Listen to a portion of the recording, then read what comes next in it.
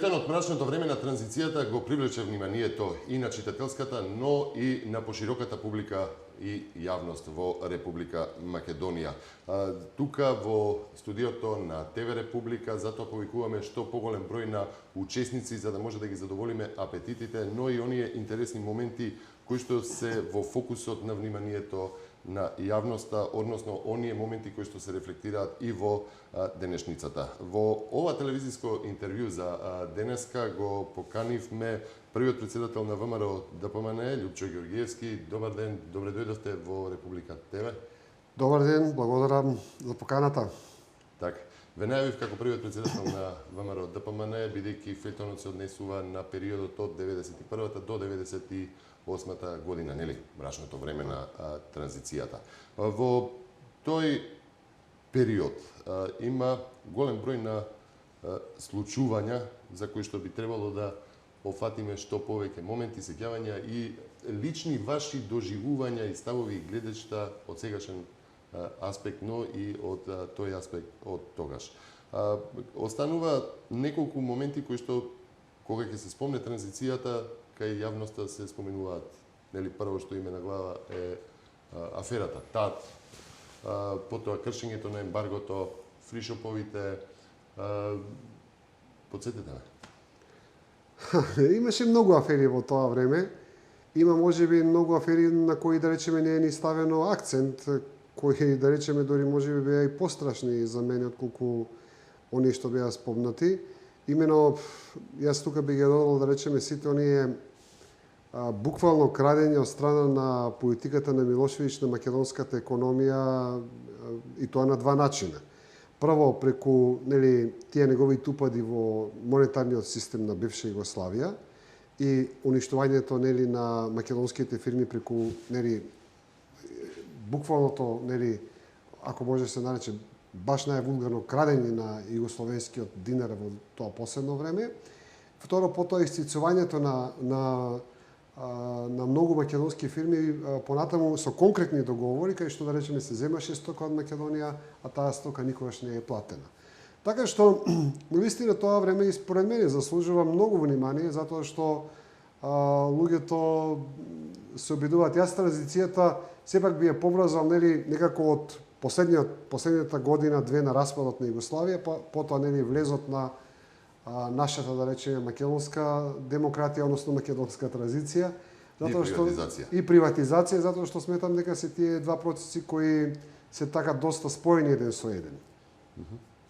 Добро, за почеток би ве прашал односот на ВМРО ДПМН во медиумите.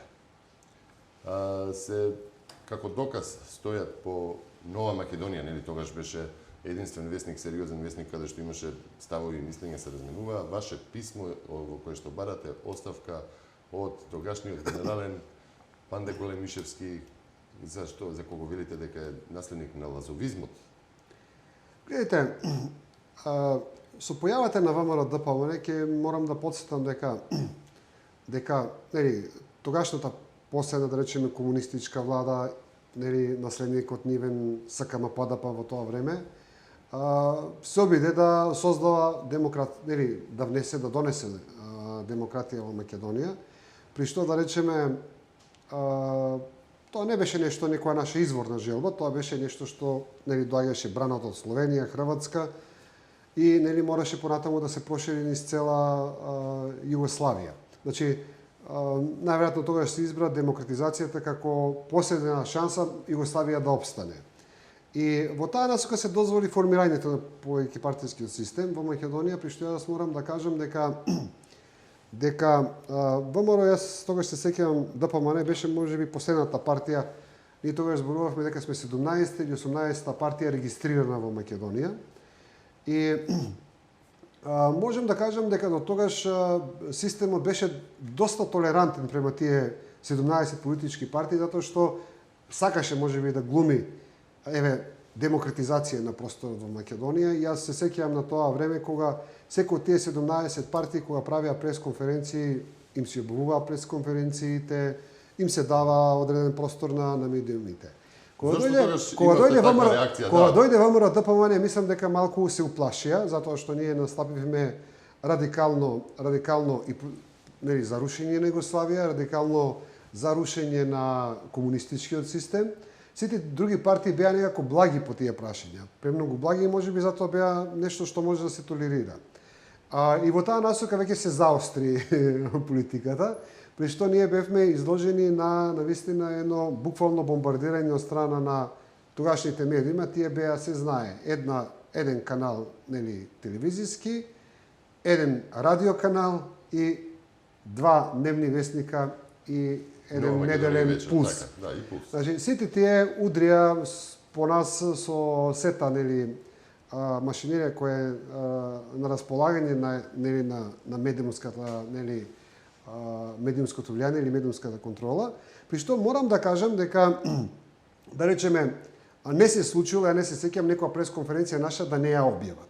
Значи, тие има еден систем, го објавуваа, меѓутоа вадеа некоја реченица која можеби не им одговараше, од друга страна веднаш, нели, следуваа коментари, додуши тоа го имам и денеска многу по нашите македонски телевизии.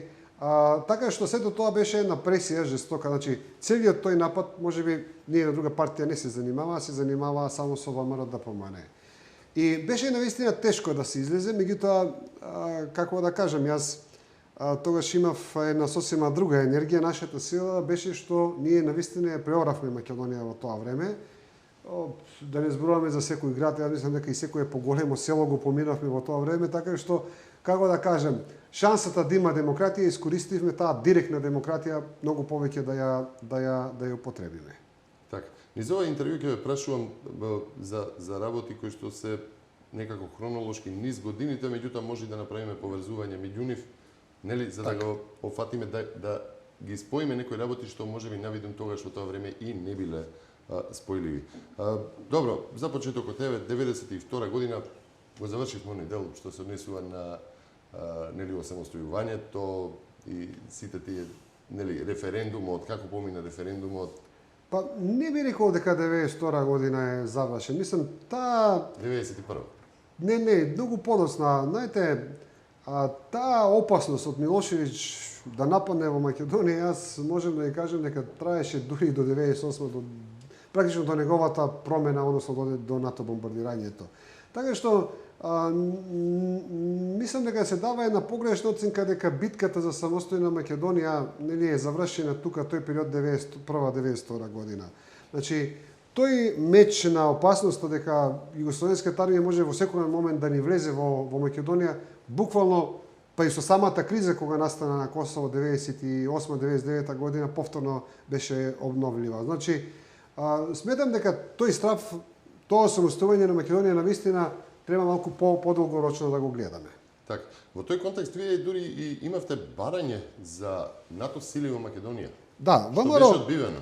ВМРО ДПМНЕ е првата политичка партија која, значи, ние не само што промовиравме први идеја за самостојна независна Македонија со сите нели елементи на самостојна и независна Македонија, туку ние ги промовиравме и генералните правци кај треба да се движи Македонија. Значи, идејата Македонија да влезе во Европската унија и во НАТО беше првпат промовирана од тогашното ВМРО ДПМНЕ и за жал беше одбиена.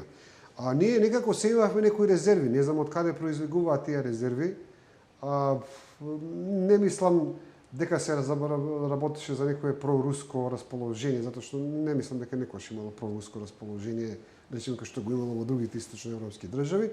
Мислам дека се работеше повеќе за просрпско расположение, бидејќи тие не бара да влеземе во НАТО и во Европската унија и ние молчевме и чекавме да видиме прво што ќе направат србите со таа работа. Така што сметам дека тука беше тој проблем. А и мислам дека имаше можеби некои идеолошки блокади кај луѓето кои беа нели тогаш на главни позиции, затоа што сепак да не забораваме дека ние во Југославија живеевме како НАТО, дека ние еден од главните ни пријатели. Од НАТО се пазахме, нели?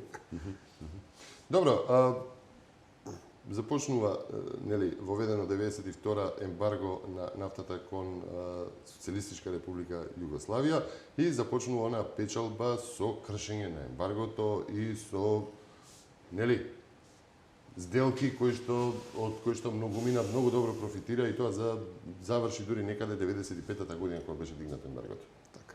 Да, сметам дека тоа време е навистина едно, можем да кажем, изгубено време за македонската економија. Ние како ВМРО ДПМН бевме посматрачи на сите тие процеси, главни играчи во целата таа работа беа Социјалдемократскиот сојуз. И во таа насока јас можем да ви кажам дека ние имавме некои полуинформации дека се случува сето тоа, меѓутоа може би потојно се надевавме дека сепак сите тие пари, сите тие да речеме шверцови се прават со некој интерес на Македонија, како нели буџет, како девизни резерви, како нели државна економија. Меѓутоа потоа испадна од она што можеше да се види дека целата приказна била имаме фирми кои приватно се збогатиле, приватно направиле можеби некои поединци средства, меѓутоа Кои беа инволвирани во тоа? па гледате, беа инволвирани власта на република, оние кои ја контролираа нели границата, од границата до полицијата и до сето тоа. Мислам дека за конкретните елементи многу можат повеќе да ви кажат нели господинот Павле Трајанов, кој во тоа време беше директор на јавна безбедност, а и господинот Слободан Богојски, кој беше началник на државна безбедност. Тоа се двајца луѓе кои без сомнение не може да кажат дека не знаеле колкава е количината на шверцот кој во тоа време нели поминувала низ Република Македонија. Главниот бизнис беше нафтата, меѓутоа јас се сеќавам на тоа време дека буквално се шверцуваше, знам дека многу шеќер се шверцуваше, например, што е да речеме од денешен аспект смешно. Цигари, што да речеме, тие афери до ден денеска да речеме се влечат и понатаму нели како афери, не знам колку следите, да речеме, ова афера што беше отворена за истрага во соседна Србија е за периодот негде од 91 до 98 година. И нели во тој контекст и Македонија е ставена. Меѓутоа фактот дека е таа истрага само до 98 година јасно зборува дека некој потоа го запрел тој шверц на цигари, да речеме, конкретно за цигари зборувам. Така што главни играчи беа луѓето на тогашната власт. Јас повторно ќе кажам, можеби сето тоа можело да се направи во интерес на Македонија и тогаш да се поправи многу од она што беше нели претходен грабеж на таа Југославија и конкретно на Србија према Македонија, да се врати назад во буџетот и резервите на Македонија, меѓутоа очигледно тоа време не го направило тоа. Законот за јавни набавки некаде е донесен 92 година и од тогаш почнуваат набавките нели до 98 година, каде што се оштетени и буџетот и граѓаните, но и здравството и голем дел од оние набавки нели што се вршеле преку Министерството за внатрешни работи. Затоа постоеше после тоа и комисија во Собранието, каде што се пречештуваат тие јавни набавки. Тука збориме од дали било тоа очила Рейбан, преку коњи, преку уметнички слики за опремување на кабинети, дали тоа били автомобили преку известна една компанија. Она што можам да ви го спомнам е дека тој закон за јавни набавки, ја не знам дали се како точно му беше името, знам дека ние 99-та година донесовме нов закон за јавни набавки, каде што се поставија многу јасни правила на играта. Што значи јавната набавка? Меѓутоа од тој закон што практично беше до наше време, знам дека практично јавните набавки беа некако многу широко дефинирани, правилата на набавка беа исто така многу ширени. Стотици милиони. Да, марки и евра. Значи, мислам дека ги немаше тие, да речеме, правила на тендери, на надавања, на такви работи. Сето тоа беше, потоа го направи нашата влада негде 98-92 година. Значи, претходно, министрите имаа неограничено право во тој дел на набавките. Меѓутоа, ќе рече некој зошто не сте ги гонеле подоцна, затоа што тие законски беа покрени, таков бил законот. Значи, ако некој министер набавил одредено нешто без да побара мислење од 3 фирми или да даде тендер па тие да се направат, значи тоа го направил затоа што законот му го возможувал, така значи не можеш да судиш. Се буневте ли вие против тоа? Ние се буневме, ние нели 8 години како опозиција зборувавме и за политички и за економски теми. И најверојатно и покрај тоа што во тој последниот период, мислам дека сите тие работи кулминираа во невиден правец.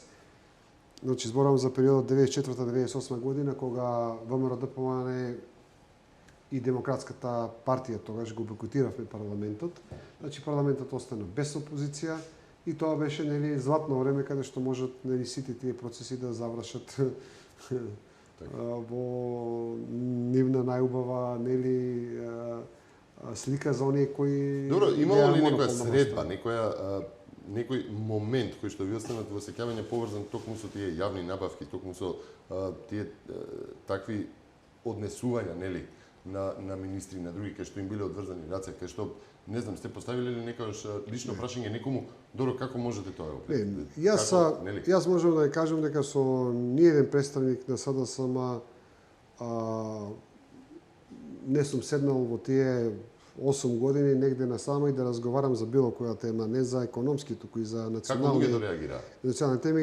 Единствена нашата средба беше преку парламентот, таму кај што ја водевме битката, или преку медиумите, ако имаше евентуално некоја дебата или, да речеме, некоја пресконференција. Така што таква шанса да им се постави очи, прашање 4 очи не сме имали. Значи, СДСМ беше задоволен, беше препон сам со себе. Тој си владееше, си функционираше, тогаш можеме да кажеме и со Либералната партија беа во таа истата коалиција. И мислеа дека најверојатно никој што нема да заврши. Како луѓето реагираа? Што се случуваше на улица? Зборуваме за период кога има растечка невработеност, кога почнуваат да се затвараат компании. Знаете, не знам луѓето како реагира, најверојатно дел од тој резултат сепак вие црпевте енергијата од... Да, значи, ние имавме една структура, ВМРО ДПМН имаше една структура на своји гласачи, симпатизери од самиот почеток од 90-та година. Меѓутоа, прашање е колкава беше таа структура и дали таа структура можеше сама да направи промена или победа. Затоа и нели гледајќи таа состојба, ние 98 година се решивме да направиме коалиција со малку необична коалиција во тоа време со господинот Васил Тупурковски, затоа што јас сватив дека во Македонија луѓето тешко се откажуваат од нели тој југокомунистички имидж на тогашниот СДСМ и ми требаше нешто со што ќе го премостам нивниот став. Можеби Циле не беше некоја партија кој за каква во тоа време, меѓутоа беше доволна партија за да ни го донесе тој нели баланс за да можеме да продолжиме натаму. Знаете, луѓето беа под контрола на медиумите. Значи, мислам дека според известни сведочења луѓето биле под контрола на... Знаете сега, луѓето сега се свесни за многу работи во што се случувале во тој период 90-98 година и најверојатно таа свест придонесува СДСМ да има како наследник на таа партија да има таков резултат. Меѓутоа таа свест луѓето мислам дека ја добија во последните години со сите тие, да речеме, видео спотови и видео реклами кои ги гледаме од типот, нели, кој ви ја затвори таа фабрика, кој ја направи приватизацијата таму. Тогаш не беа свесни. Ја мислам дека тогаш не беа свесни, затоа што мислам дека СДСМ беше со сите тие работи, па дури и со тат ние за многу малку имаше некои локални избори во Битола, ние за многу малку победивме во Битола тогаш. Имаше предвремени избори, нешто таква работа имаше. Или беа редовни локални избори во Битола. Ние со многу мал резултат победивме во Битола со еден тат што им се случи, да речеме, во Битола. Тоа зборува дека медиумската моќ е многу голема во Република Македонија и дека луѓето во Македонија тешко ја наоѓаат сопствената вистина, можеби некој многу лично кога е погоден, па тогаш реагира. Меѓутоа тоа е потврда дека имајќи медиумската контрола може нешто да се раскажува приказната и понатаму. Значи имало медиумска контрола голема. Имало Абсолютно. И според една афера од 92-та година која се нарекува Сина птица. Нели, тоа се афери за присушкување на партиски членови и симпатизери на ВМРО ДПМН. Значи не било се оставено само на Јас аферата Сина птица би ја дефинирал на нешто друго. Значи, зашто точно се работи и како се одвиваше? Значи вака сега.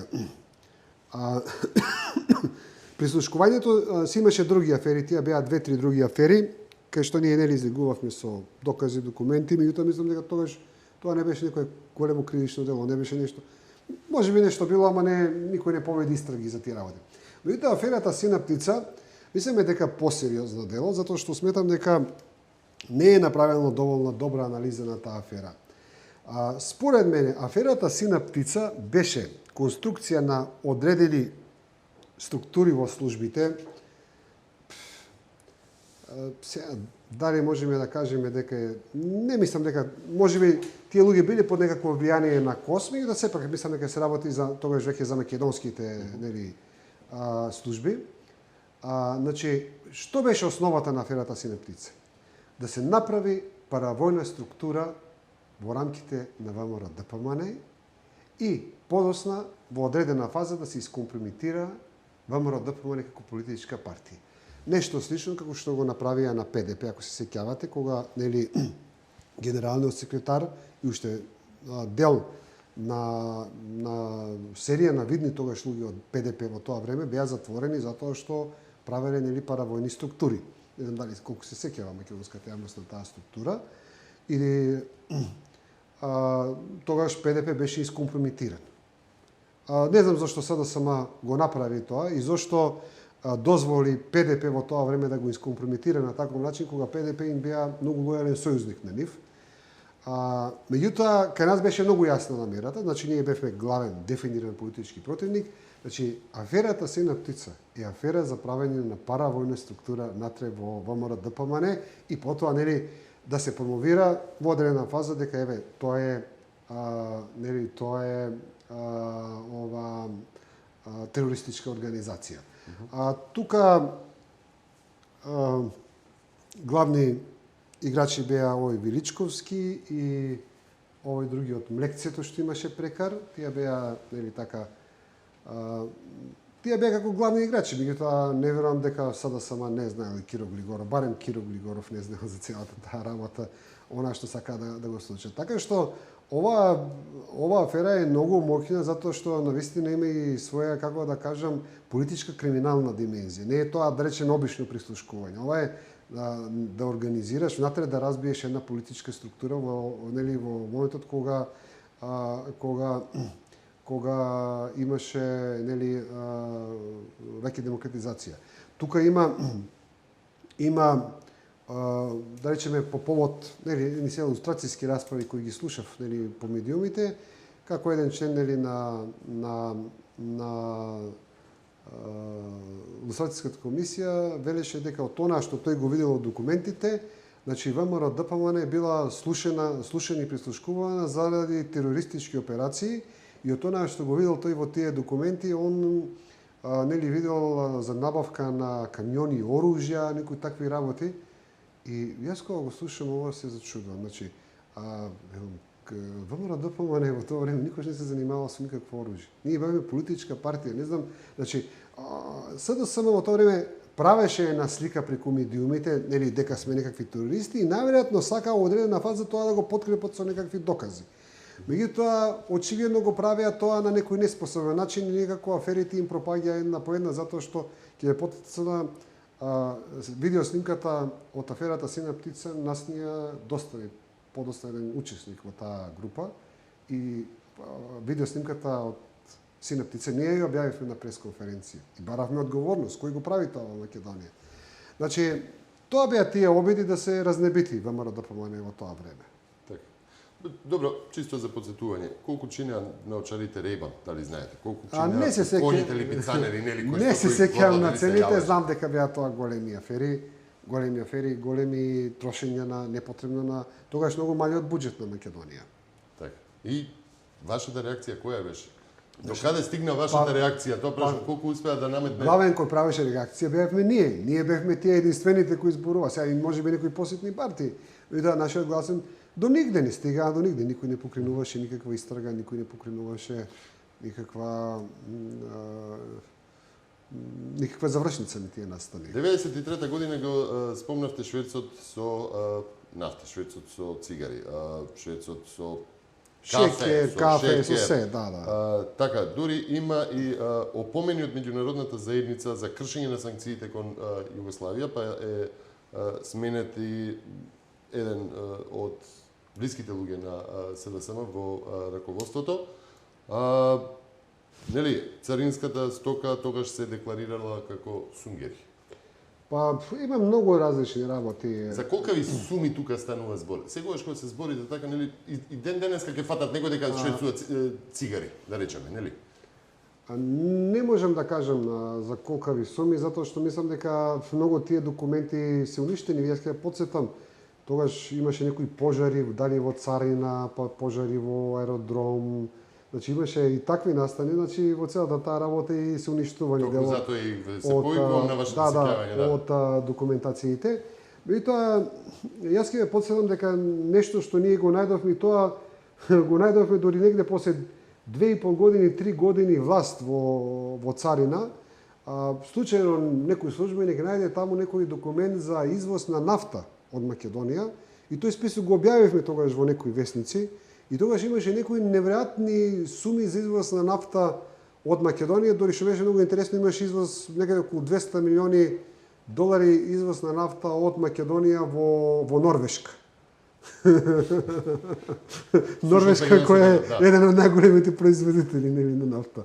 Наверојатно некој не го знаел тогаш дека Норвешка е голем производител на нафта. Тој список го објавивме вака чисто, како да кажем, како афера, меѓутоа можеби немаше доволно докази и немаше доволно време да се процесира целата таа работа и да се истражи до крај.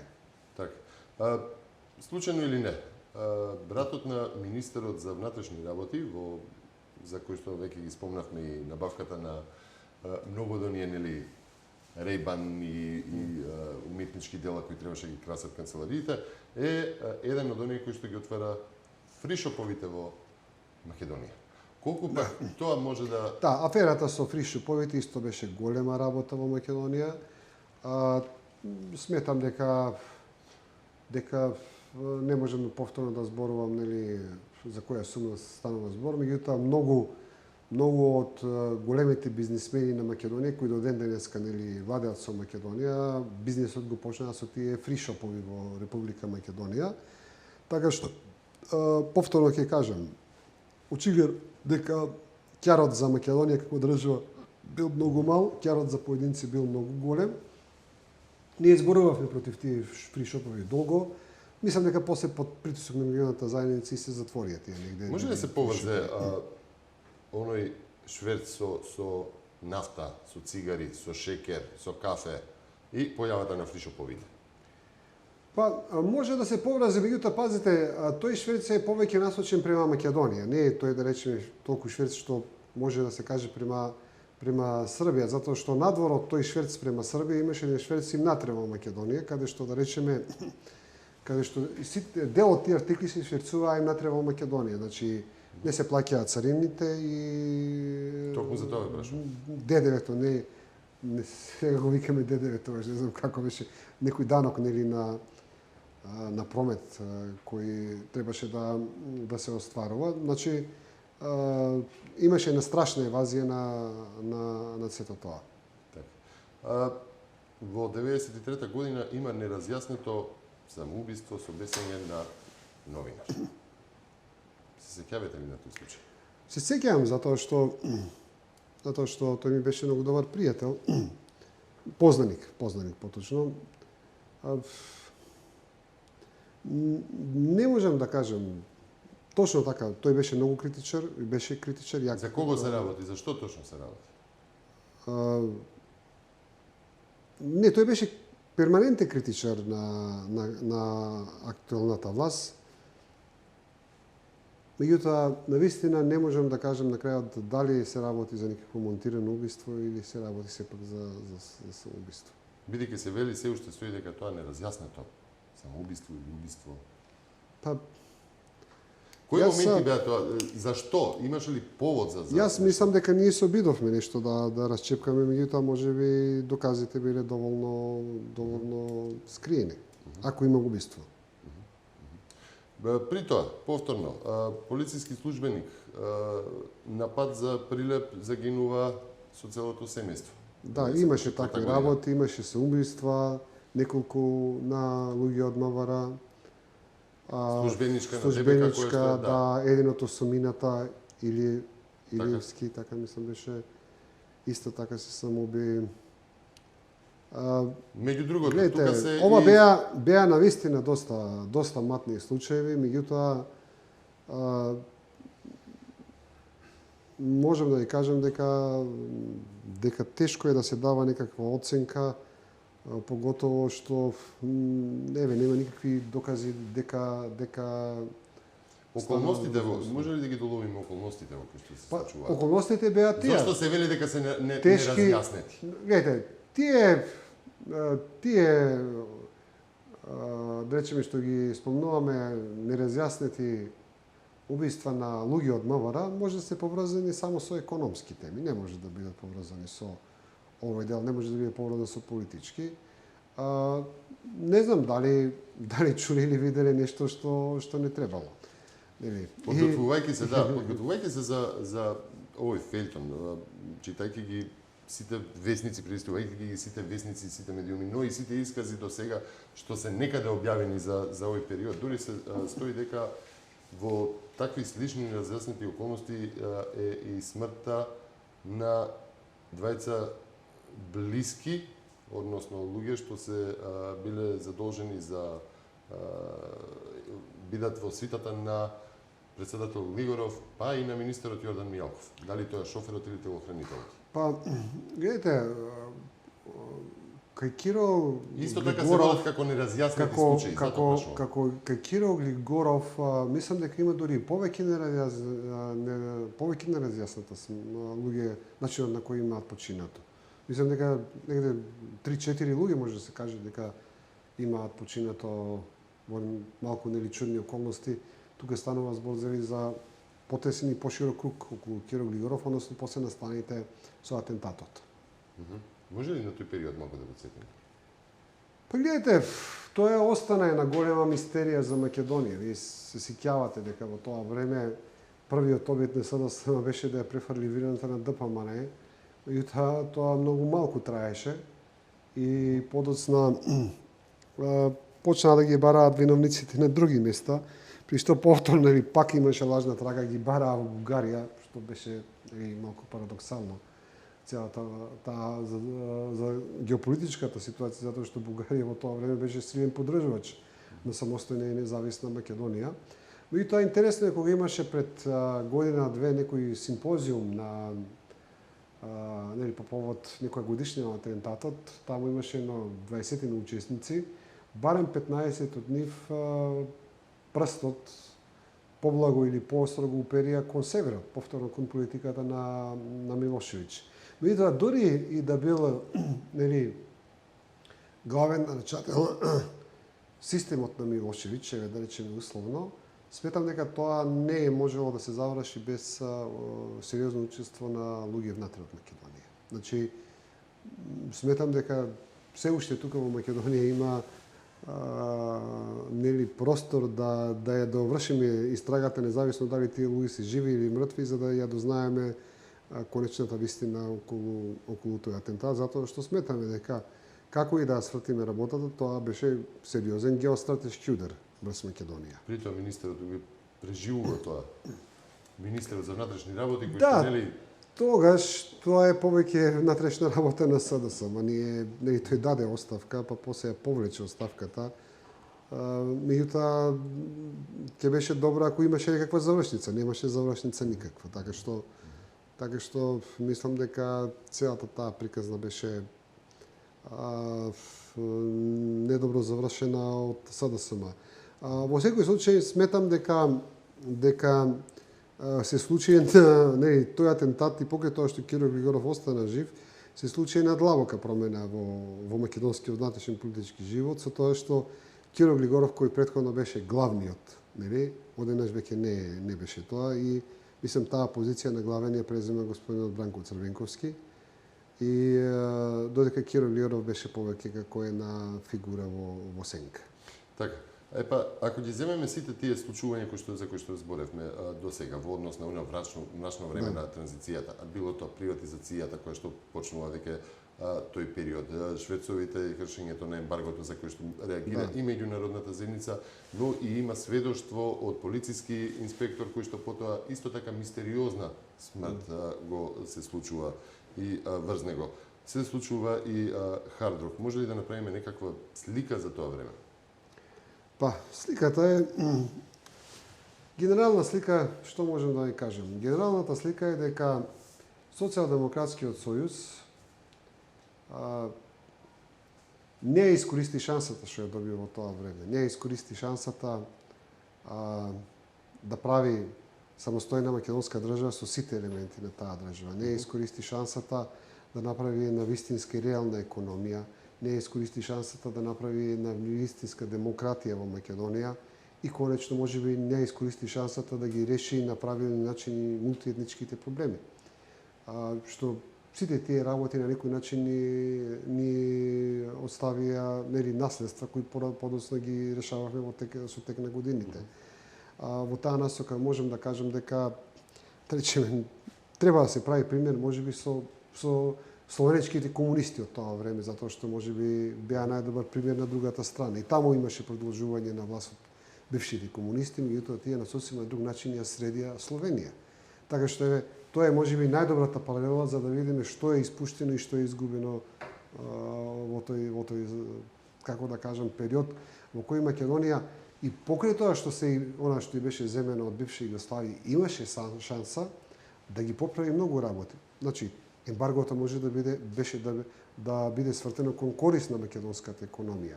Борбите во бивша Југославија можеше да бидат свртени за зацврснување на целата демократија и живот во Македонија. Едноставно тие, не знам, сега од она што го гледам од евоцирање на спомени на некои од тие луѓе, доаѓаме до ситуација дека и покрај тоа што ВМРО ДПМН во првата власт имаше најмногу пратеници, сите игри на СДСМ во тоа време биле како ВМРО ДПМН да биде надвор од власта. Мислам, тоа е парадоксална состојба за една демократија, нели?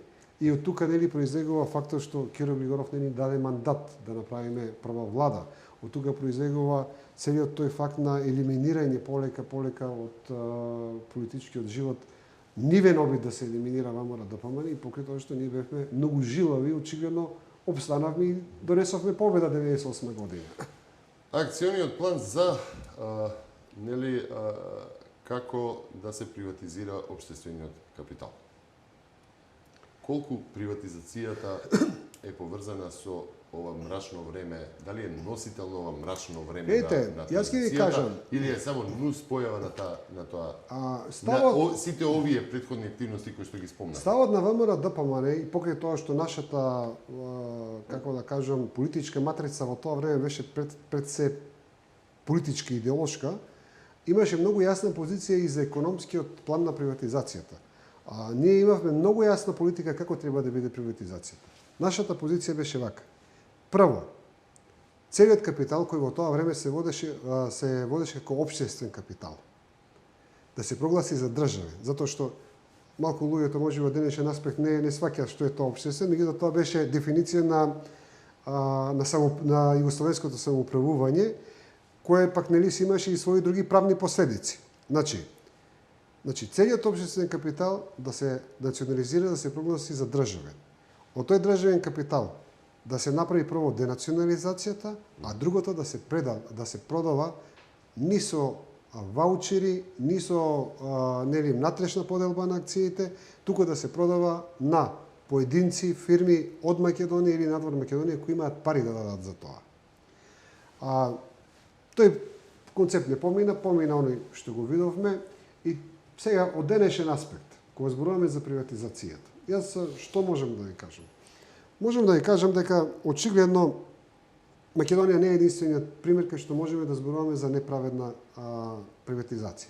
Цела Источна Европа врие од неправедни приватизации, дори колку си поголем имаш понеправедна приватизација.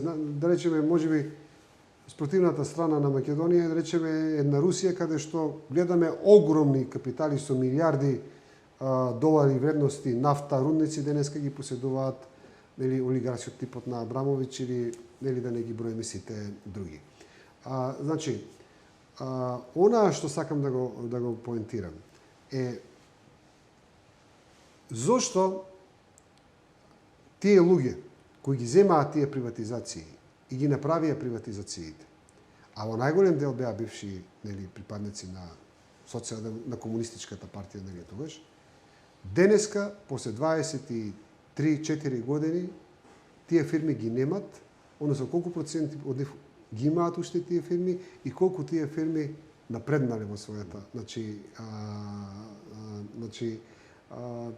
да речеме, да успеале да развијат бизнис. Значи,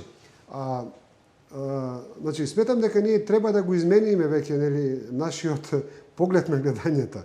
И тие луѓе што ги добиле фирмите, нели со благослов на СДСМ, треба да ги гледаме и да ги прашаме преку тие призми. Слушај, тие доби таа фирма, џабе. Што имаш денеска од таа фирма? Дали таа фирма ги задржала вработените? Дали таа фирма вработила плюс 300 вработени или таа фирма денеска е во стечај и ја нема нигде? Секој оној бизнисмен кој макар и во тоа нели матно време ја земал фирмата и до ден денеска ја држи фирмата, за мене е добар бизнисмен. Секој оној кој ја земал фирмата а ја уништил треба да биде ставен на листата на срамот. Мислам дека сите други приказни што ги нели сакаме да време да ги кажеме, мислам веќе прво се многу одавна завршени и второ претпоставам дека таму веќе нема во многу голем дел од нив ништо. Значи, факт е дека тука се направија многу малверзации. Тука имаше едно максимално изигрување на работничката класа. Иако Кобајаги им дадоа некакви акции, меѓутоа цела Каде завршија тие акциите? Едно време се делеа акциите меѓу фирмите. Па тие акции, значи може да замислите дека дури ние во 98-99 година ја сменивме одлуката дека работникот тие акции може да ги продаде на кој сака. Претходно можеше да ги продаде само на генералниот менеџер. Тоа траеше до 98 и велат имат акции. Имаат акции, а може да ги продаде само на директорот, на некој друг.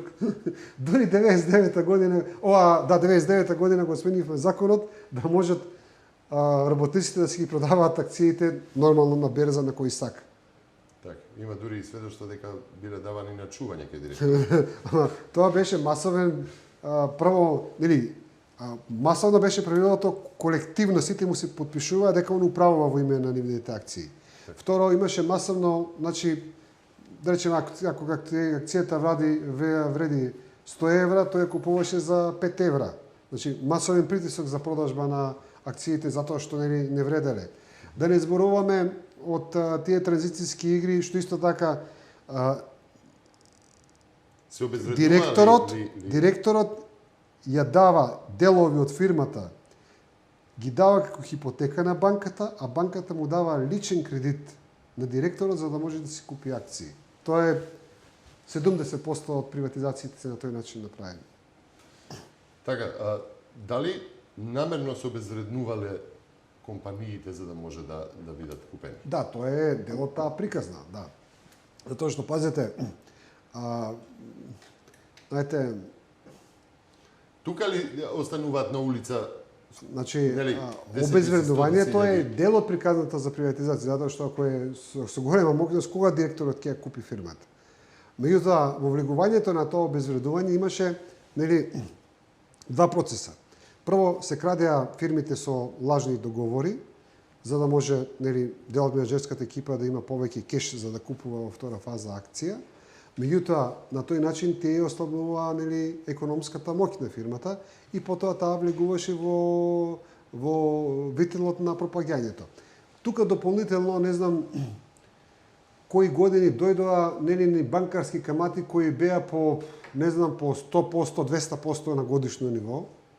И тука пак банките направија дополнителен удар на фирмите и едноставно крахот на македонската економија беше јасен. И тука останаа луѓето без работа. Останаа без работа, порасна невработеноста, така, да. Падна, оној БДП. Добро, би се навратил сега некаде 94 и 95 година, кога еден висок функционер од СДСМ прво нуди, преку него се нудат подароци од Грција, кон председателот Глигоров, а потоа и по едно убаво купчевна пари, нели? За во замена за прифаќање на името, тоа се некаде $1,000,000, мислам. Гледайте, таа е афера која се отвори самиот Киро Глигоров. Тогаш не ја знаевме, малку подоцна ја отвори тој. Не знам што да кажем, затоа што сепак тоа е негова изјава и најверојатно тој си требал да си покрине за внатрешни работи. Да, мислам јасни ни се нели од она што го има кажано Киро Глигоров, јасни ни се играчите во целата таа работа, меѓутоа тоа си е дел од внатрешните игри на СДСМ и они треба да си дадат објаснување за тие работи. Ние морам да кажем дека таа афера во тоа време не беше позната. Таа значи излезе неколку години подоцна се отвори. Добро, вие еден период бевте и потпредседател на државата. Да, тој беше ран период, тоа беше периодот 90-та година практично, 91 година. Тука беа оние главни битки, целата тема беше околу самостојноста и независноста на Македонија.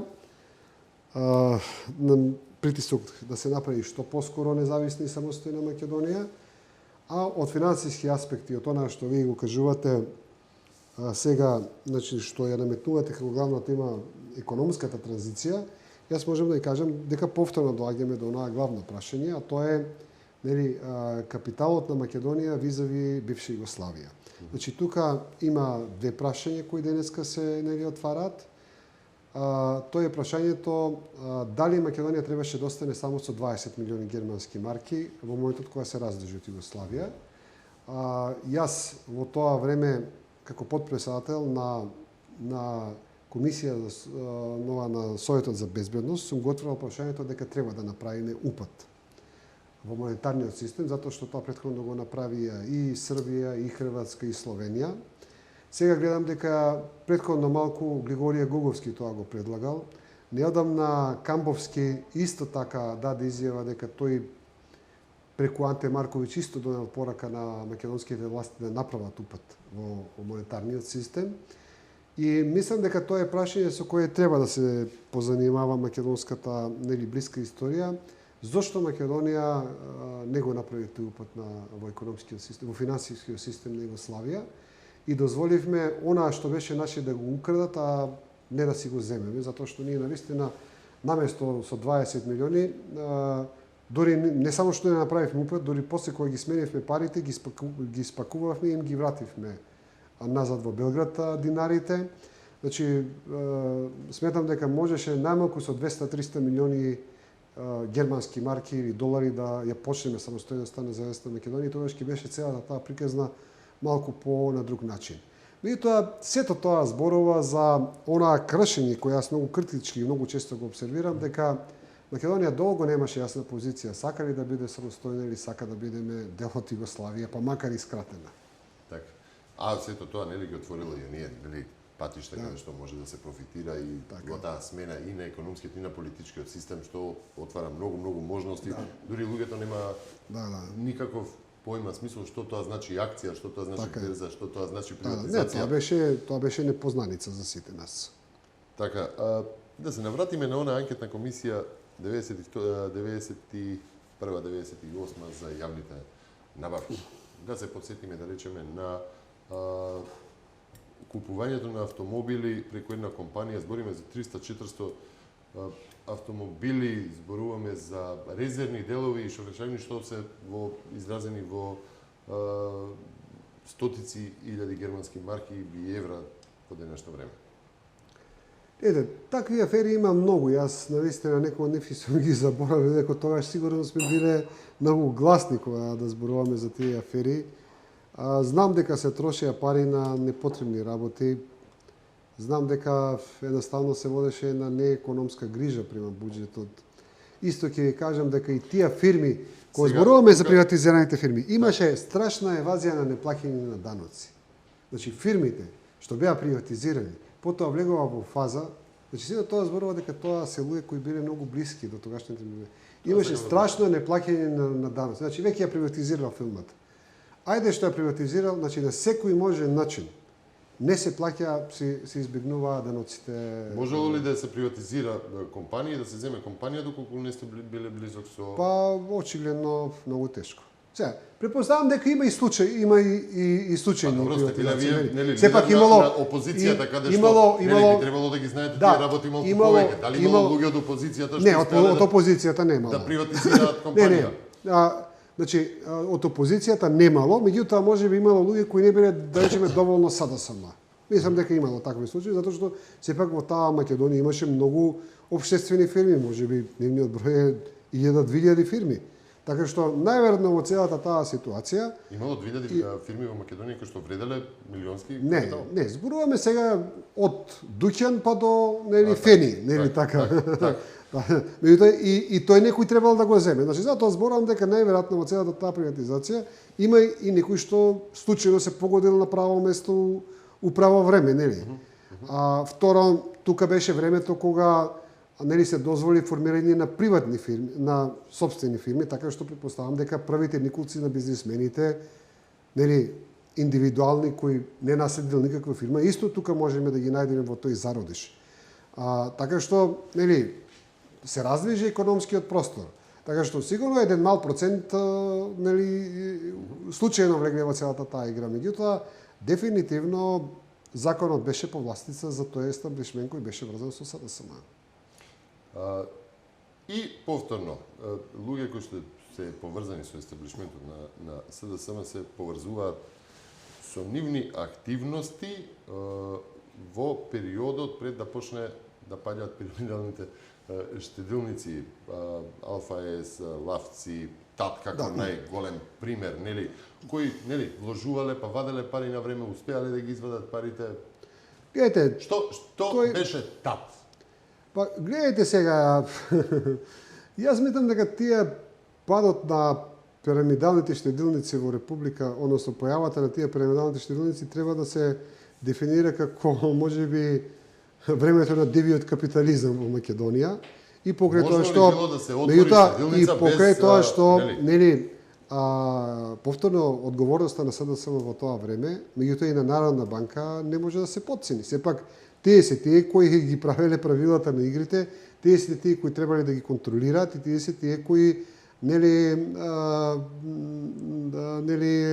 имале главен збор. Сега, дали луѓе од раководството на СДСМ се креатори на сето тоа или пак тие само можеби заради мала корупција недоволно гледале на целата таа работа, тоа е тешко прашање да се дефинира од денешен аспект. Меѓутоа факт е дека тие не можат да избегаат од таа одговорност. Па добро, ве прашувам, бидејќи имаше големи протести кога се случи таа, дури ВМРО ДПМН ги поведе и ги смируваше луѓето пред парламент за да не направат. ДПМН ги поведе, беше главен на тие демонстрации, меѓутоа. Така, притиснате.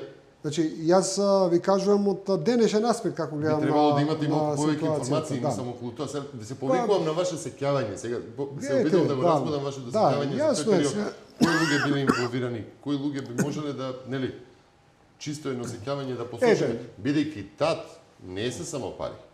ТАТ се и жртви и стотина самоубиства кои што се поврзуваат со случај ТАТ. Луѓе ги заложувале своите имоти, ги продавале своите имоти за да може да направат една брза заработувачка. Државата тоа го Нека ја создал таа слика, луѓето да можат да веруваат, ќе подсетам дека и Сонја Николовска беше наградена со некоја награда бизнисмен на годината. Значи таа беше тука кога доаѓаше естаблишмент. Значи сето тоа им давало гаранција на луѓето дека тоа е окей и дека може да си ги дадат парите таму. Значи мојот дел на прашањето, не сум сигурен дека основачите на тие 4-5 пирамидални штедилници се буквално дел од раководството на СДСМ. Значи тој дел мислам дека не е така, меѓутоа сметам дека одредени структури на СДСМ, можеби повеќе на локално ниво, успешно потоа ги приграбиле нели привилегиите на тие штедилници да видат нели бенефицирани од нив.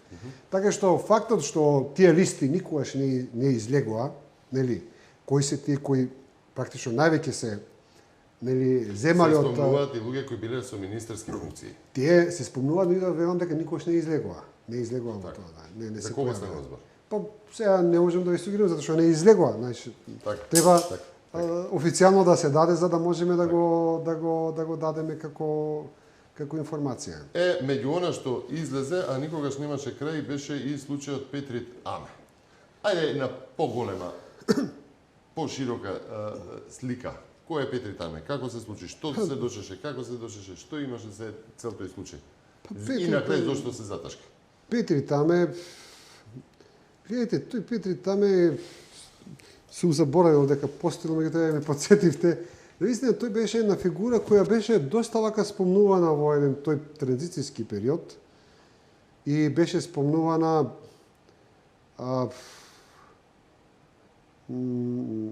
долго време и на крајот мислам дека мистериозно загина негде по Косово, некој каже негде по странство. Меѓутоа не се докажа. Не се докажа, што викате, дали е точно загинат или е негде нели илегално скриен. Меѓутоа, мислам дека неговото име се поврзуваше со неколку крупни афери. Така. И мислам дека она што беше најинтересно беше со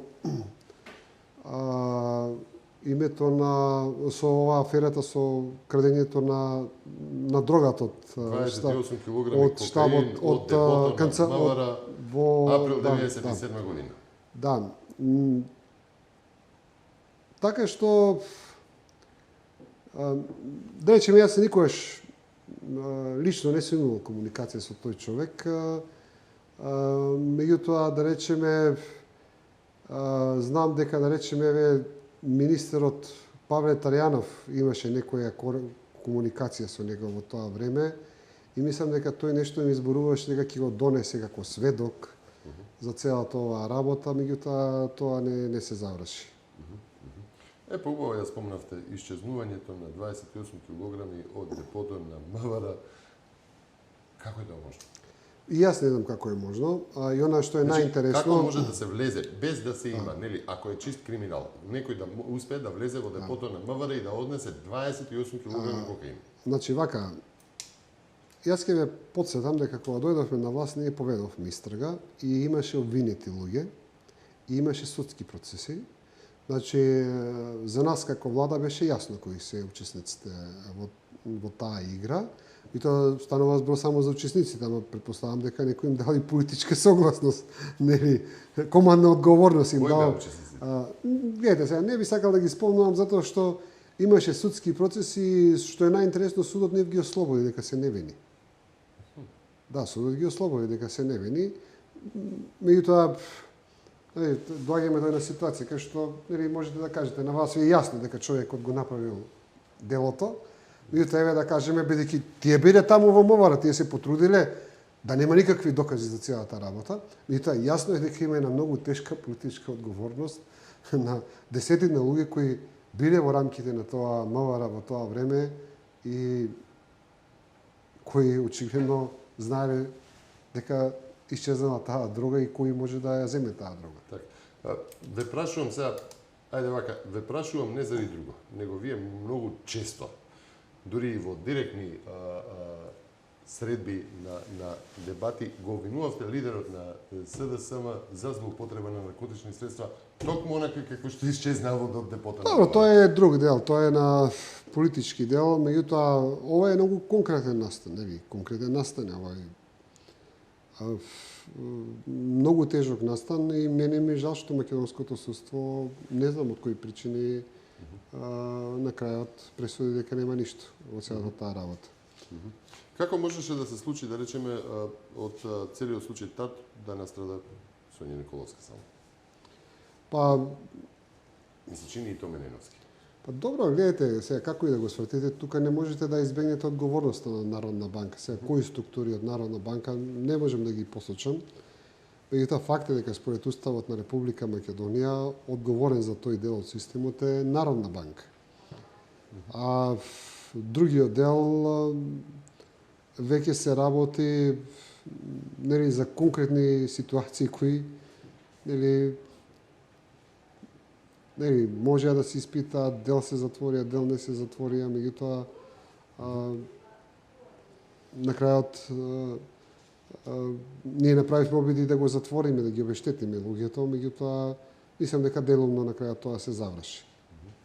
97 година од собраниска говорница Бранко Црнковски најавува дека ќе го лови октоподот, не да е во врвот на СДСМ, во свети СДСМ да е дека ќе го улови. Имаше ли разрешница на се? Па немаше, очигледно немаше. Зошто? Па не знам, не го најде октоподот. Каде беше октоподот? Каде е октоподот? Не знаеме, негде во СДСМ е, тие најверојатно подобро си знаат. Интересно е ни цело ова интервју дека вие се сеќавате на сите овие бебе, се подсетувате на сите овие. Па морам да ви кажам, на бегла слика не посочувајќи ниту еден конкретен пример, ниту Знаете, едно конкретно име. знаете што? Дали се многу? Дали сте ги заборавиле или пак не ги знаете оставиле што? спечатокот во тоа време? Не можам да ви кажам дека некогаш сум седнал дома и сега да мислам на сите тие афери Па не, што меѓутоа, ете, поминале. сте се бореле 8 години, сте биле главен... Да, апсолутно толку многу настани поминале во тие 20 години, што најверојатно дел од нив сум ги потиснал. Меѓутоа, кога ќе ги спомнете, ми излегуваат пред очи како настани. Особено што голем дел од актерите се уште се актери. Се уште... И не само тоа што ние сме биле, да речеме, на секоја афера од тие, ние, да речеме, сме зборувале барем по месец, по два за тие афери во тоа време. Значи, ние сме биле главните носители кои се обидувале колку толку да го продолжат животот на една афера, нели, затоа што од друга страна се обидувале да ја заташкат таа афера, да се заборави, нели. Благодарам за учеството во ТВ Република, за учеството во фејтонот за мрачното време на транзицијата.